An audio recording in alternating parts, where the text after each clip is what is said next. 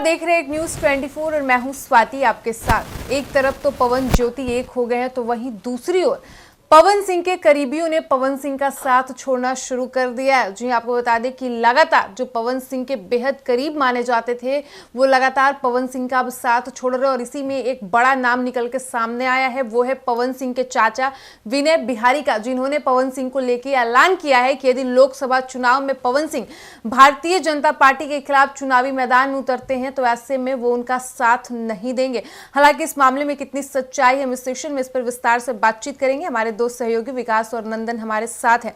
तो सबसे पहले हम सवाल नंदन से करेंगे, आप इसको किस तरीके से देख रहे हैं? उन्होंने ऐलान किया है कि यदि लोकसभा चुनाव में भाजपा के खिलाफ पवन सिंह चुनावी मैदान में उतरते हैं तो वो उनका सपोर्ट नहीं करेंगे। देखिए यहाँ पर हम अब पॉलिटिक्स के नज़र से देख सकते हैं, क्योंकि अभी वो लोग किसी इंडस्ट्री में नहीं है, अभी वो लोग किसी कोई गाने को लेकर काम नहीं कर रहे, अभी वो लोग किसी फिल्म को लेकर काम नहीं कर रहे, अभी वो लोग एक पॉलिटिकल पार्टीज को लेकर काम कर रहे हैं। अभी विनय बिहारी का जैसे बयान आया, ठीक है, अगर वो कहते हैं कि चलो पवन का हम सपोर्ट करेंगे तो ये एक तरीके से हो जाता है ना कि उन्हीं के पॉलिटिकल पार्टीज के खिलाफ वो खड़े हो रहे हैं और कोई भी इंसान नहीं चाहेगा कि वो उसकी छवि खराब हो, ठीक है। और पवन सिंह ने जैसा फैसला लिया है, अगर वो भाजपा छोड़ के कहीं और से लड़ रहे हैं तो वहां पर हर एक इंसान जो भाजपा में है, चाहे वो पवन सिंह का भाई ही क्यों ना हो, वो उसके खिलाफ ही बोलेगा। ये पॉलिटिक्स है। दोबारा अगर विनय बिहारी की अगर बात करें तो विनय बिहारी ने अभी तक आप समझिए रिकॉर्ड गिनीज बुक में नाम है उनका, अभी तक सबसे ज्यादा 25,000 प्लस गाने उन्होंने लिखे हैं। और उस चीज को लेकर जिसमें से आप समझिए कि 6 से 7 हजार गाने उन्होंने पवन सिंह के लिए लिखे हैं, तो उन लोगों का रिश्ता तो काफी अच्छा है और काफी मजबूत उनका रिश्ता रहा है, काफी मजबूत रिश्ता भी रहा है, सही कहा आपने। और पॉलिटिकल वे की अगर बात करें तो पॉलिटिकल वे में उन्होंने जो भी बोला है कि हाँ मैं पवन का साथ उसके स्टार प्रचारक के रूप में नहीं जाऊंगा, मैं उसके शोज वगैरह में नहीं जाऊंगा, तो कोई भी नहीं जाना चाहेगा ना। अगर मान लीजिए कि कल को जाके पवन सिंह कोई शोज वगैरह करते हैं या फिर अपने रैली को लेकर निकालते हैं और वहां पे आप समझिए कि विनय बिहारी जाकर क्या गाना गाएंगे। समझिए कि मान लीजिए कि आम आदमी पार्टी में पवन सिंह है, ठीक है, तो आम आदमी पार्टी की तरफ से रैली निकालेंगे तो उसमें क्या बीजेपी का नेता स्टार प्रचारक बन के जाएगा? सीधी सी बात नहीं जाएगा। तो उन्होंने साफ तौर पर एक पॉलिटिकल लीडर होने के नाते उन्होंने जो भी कहा वो कहा, जो कि एकदम सही था। मतलब उन्होंने अपने पार्टी के नजरिए से ये बयान दिया। देखिए स्वाति, इसको हम किस तरीके से देखें। पहले वो पार्टी के नज़रिए से, और पार्टी में है बीजेपी का दामन थाम के रखे विनय बिहारी, इसलिए उन्होंने पवन सिंह का साथ छोड़ा है। अब इसका लोग जो मतलब निकाल रहे हैं कि नहीं करीबी लोग साथ छोड़ते जा रहे हैं, तो करीबी में कौन साथ छोड़ रहा है ये देखना ज़्यादा जरूरी होगा। करीबी में उन लोग साथ छोड़ रहे हैं जो किसी न किसी पार्टी से ज्वाइनिंग किए हुए, मनोज तिवारी का नाम, मनोज तिवारी हो गया, रवि किशन हो गया, निरहुआ हो गया, इन लोग साथ छोड़ रहे हैं पवन सिंह का, क्योंकि ये बीजेपी में है। और पवन सिंह अंदर खाने सब कुछ अपना सेट कर रहे हैं आम आदमी पार्टी से, क्योंकि वो चुनाव लड़ना चाहते हैं पवन सिंह। वैसे में अगर पवन सिंह दिल्ली से केजरीवाल की पार्टी से बीजेपी के खिलाफ अगर चुनाव लड़ते हैं तो बीजेपी के जो ये स्टार है, जो नेता है, वो पवन सिंह का साथ कैसे देंगे, ये समझने वाली बात है। पवन सिंह ने खुद ही ऐलान किया था कि वो चुनाव तो लड़ेंगे, पार्टी चाहे कोई भी हो। इसके पहले भी देखा जाए तो पवन सिंह की अगर बात करें तो उन्हें भी हम गलत नहीं कह सकते, क्योंकि उनका अपना एक ये कह सकते हैं कि उनका निर्णय रहा है अपना कि हम इसी डिसीजन रहा है कि वो किसी पार्टी के लिए लड़ते हैं, किस पार्टी के लिए नहीं लड़ते, तो वहां पर उसने दुश्मनी निकालना उनसे कोई सही नहीं है। चलो मानते हैं रवि किशन, मनोज तिवारी और निरहुआ, दिनेश लाल यादव की, तो तीनों के हाथ में अभी ऐसा पकड़ है ना, बीजेपी ने ऐसा पकड़ दिया है कि कोई भी गलती इंसान नहीं करेगा वो पकड़ छोड़ने का। अब समझिए कि क्या मनोज तिवारी को हटा दिया जाएगा उनकी पोजीशन से, इसलिए वो हर चीज जवाब कुछ सोच कर ही दे रहे हैं। अगर उन्हें पॉलिटिकल वे के ही नजरिए से देना होगा ना जवाब, कि उनके ऊपर से प्रेशर रहता है, सबसे बड़ी बात यह है। और यही तो कारण था कि रवि किशन से जब मीडिया ने पूछा कि पवन सिंह चुनावी मैदान में उतर रहे हैं तो ऐसे में क्या आप लोग साथ देंगे, तो रवि किशन क्या करते हैं, हर हर महादेव बोल के वहां से निकल जाते हैं, उस पर कोई जवाब नहीं देते हैं, सवाल से बचते नजर आते हैं। क्योंकि अब यहाँ पर पवन सिंह के साथ उन लोगों को अपना रिश्ता भी देखना है और एक पार्टी भी देखना है। तो वैसे में अगर पार्टी के विरुद्ध नहीं जा सकते, रिश्ता भी नहीं तोड़ सकते, तो उनको सबसे ज्यादा इस वक्त अच्छा यही लग रहा है कि ना वो इधर रहे ना वो उधर रहे, बीच में एक सेफ गेम खेलकर। जैसे पवन सिंह को भाजपा ने आसनसोल से टिकट दिया था जिसे उन्होंने मना कर दिया, तो क्या जो अब वो दिल्ली के मुख्यमंत्री अरविंद केजरीवाल की पार्टी आपसे जो दावा किया जा रहा है कि वो आपके टिकट से चुनावी मैदान में उतरेंगे, तो क्या वो आपका टिकट क्या पवन सिंह जहां चाहेंगे वहीं देगी?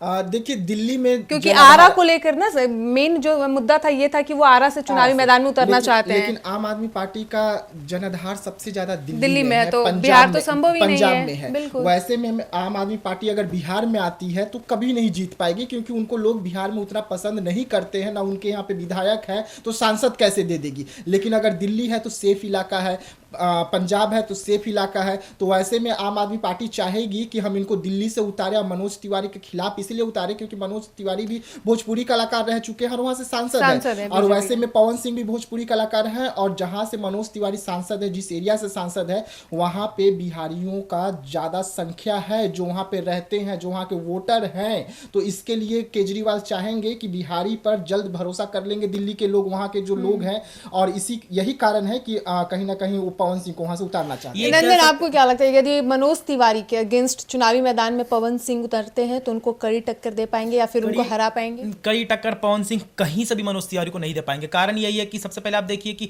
दिल्ली, ठीक है, अगर वो दिल्ली से करते हैं, दिल्ली से अगर लड़ते हैं तो दिल्ली से लड़ने का उनकी बेवकूफ़ी होगी, क्योंकि दिल्ली में वो जीतने वाले तो है नहीं, हर कोई जानता है जीतने वाले तो है नहीं, क्योंकि मनोज तिवारी को देखा जाए तो वो नेशनल लेवल के हैं, ठीक है, अगर कुछ भी है वो नेशनल लेवल के हैं, लेकिन पवन सिंह नेशनल लेवल के नहीं है।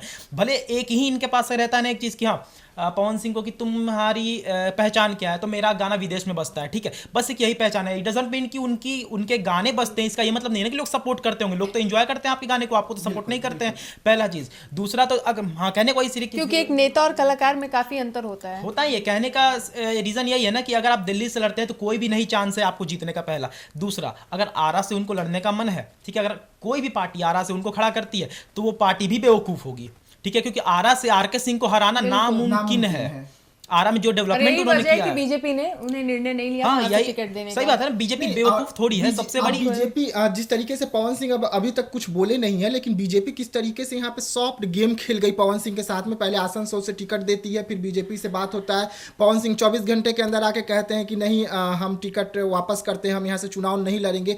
जेपी नड्डा से बैठक होती है, फिर पवन सिंह कहते हैं कि सब कुछ तय हो गया, हम बहुत जल्द घोषणा करेंगे, बीजेपी भी घोषणा करेगी। अब तो सब कुछ तय होते जा रहा है बीजेपी में, लेकिन पवन सिंह का नाम दूर दूर तक नहीं नजर आ रहा है। बिहार का बोला जा रहा था कि सेकंड लिस्ट आने दीजिए, उनका नाम आएगा, सेकंड लिस्ट भी आ गया, नाम नहीं आया। अब झारखंड का बोला जा रहा है तो अब वहां भी ऐसा कोई चर्चा नहीं है, यूपी का भी कोई चर्चा नहीं है। तो आखिरकार पवन सिंह जाएंगे तो जाएंगे कहाँ? या तो निर्दलीय मैदान में उन्होंने कहा था कि बिहार का नहीं तो कम से कम झारखंड और यूपी से भी आप टिकट दे दीजिए। पवन सिंह के पास आखिरी रास्ता है कि दिल्ली से वो खड़े होंगे तो जीतने वाले है नहीं, ये सभी को पता है, लेकिन खड़े होंगे क्योंकि वो सांसद बनने का अब गुरूर पाल लिए हैं और कह रहे हैं कि हमने चुनाव लड़ना है तो लड़ना है, चाहे पार्टी कोई भी हो। तो अगर आम आदमी पार्टी टिकट देती है, दिल्ली से उतरते हैं मैदान में तो उतरने दीजिए, जीतने वाले हैं नहीं। लेकिन अगर निर्दलीय बिहार हो, झारखंड हो, कहीं से भी आते हैं तो बिहार से तो आरा से बहुत ही मुश्किल है, लेकिन बिहार से अगर कहीं से बलिया वगैरह से अगर यूपी से लड़ जाए तो एक सुरक्षित सीट हो सकता है। पूरे भारत में सिर्फ एक जगह है ना जहां से पवन सिंह जीत सकते हैं, वह बलिया, ठीक है,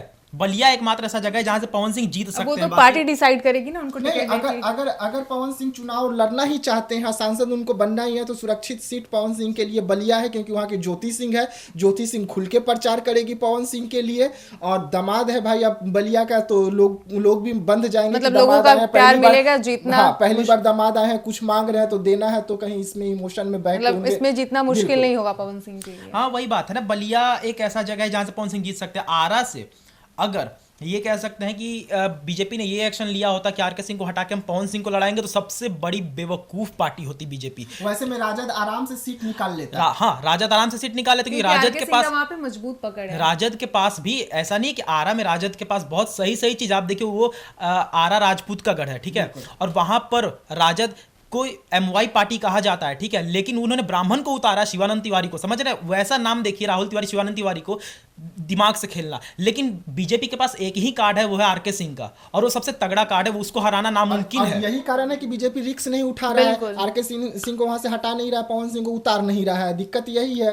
कह सकते हैं ना, सब देश की सबसे बड़ी पार्टी है बीजेपी, इतनी बड़ी बेवकूफ तो होगी नहीं। बीजेपी का लक्ष्य भी है 40 की 40 सीटों, सीधी सी बात है, 40 के 40 सीट बिहार में और केंद्र में 400 के पार। कहने से बुरा लग जाएगा, लेकिन एक स्टार प्रचारक के लिए बीजेपी कभी गेम नहीं खेलेगी, ठीक है। अगर आपको टिकट दे रही है बीजेपी, कहीं आसनसोल से टिकट दिया था, तो वो जो भी कारण हुआ गाने वाने को लेकर, तो वो आपकी व्यक्तिगत राय है, आपके साथ जो भी हुआ आपको उसका निर्णय लेना चाहिए था। अब रातों रात आप घोषणा करते हैं कि हमें नहीं लड़ना है, या फिर ऊपर से प्रेशर आएगा, वो आप ही जाने। शत्रुघ्न सिन्हा भी तो कलाकार है, उन्होंने भी बहुत सारे ऐसे गाने पर डांस किए हैं, हिंदी मूवी में उन्होंने भी काम किया हुआ है, तो बहुत सारे वैसे वीडियो और उनका भी ये सॉन्ग है जिसमें वो गलत तरीके से पेश आ रहे हैं। तो इसका मतलब थोड़ी ना कि वहाँ पे शत्रुघ्न सिन्हा को लोग भगा दिए, आप वहाँ पे डट के चुनाव लड़ते, क्योंकि एक वो पेशा है आपका, आप वहाँ कलाकार हैं तो आप वैसा गाना गाए चाहे कोई भी काम किए, वहाँ जो भी है आसनसोल की सबसे ज्यादा महिलाएं किस एक क्षेत्र में है? कलाकार इसी के क्षेत्र तौर में, पर और कलाकार एक के नेता क्षेत्र के में तौर ये पर लोगों का नजरिया अलग होता है। आसनसोल की जो महिलाएं हैं, जो लड़कियां हैं, सबसे ज्यादा कलाकार के ही क्षेत्र में है ना, तो आपको समझती कि वो काम अलग है, ये काम अलग है। यहाँ पे आप चुनाव पे आ रहे हैं तो ये आपका पर्सनल है और वो आपका प्रोफेशनल है, तो दोनों में अंतर समझना चाहिए था आपको और इस तरीके से टिकट वापस नहीं करना था।